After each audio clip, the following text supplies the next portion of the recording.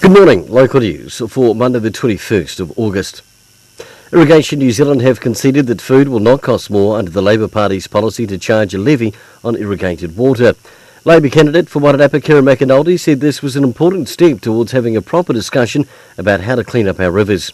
There's been a lot of hysteria in reaction to this policy, with claims from the National Party and others that charging for irrigated water could lead to things like $18 cabbages and $75 bottles of wine. In figures released by Irrigation New Zealand, if water was charged at 2 cents per cubic metre, there would be no rise in prices for things like apples, carrots, potatoes and onions. Wine, ice cream and bread would see a slight increase.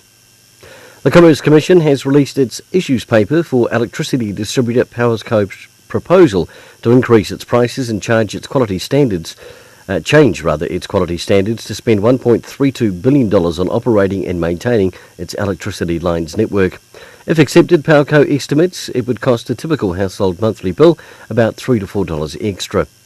Commission Deputy Chair Sue Begg says we must satisfy ourselves that the proposal is for the long-term benefit of consumers. That's why it's important for people to have their say and help shape our views. And in sport, plenty of positives can be taken out of the Farriers Wairarapa Bush's Friday night loss to the Manawatu development side. The home side led 10-7 at half-time after absorbing plenty of pressure. The second half saw them, the visitors, score some quick points. However, a late fight back saw them go down 33-17. The first game of the Minor 10 Heartland Championship is this weekend, and the team head away to take on defending champions Wanganui at Cook's Garden.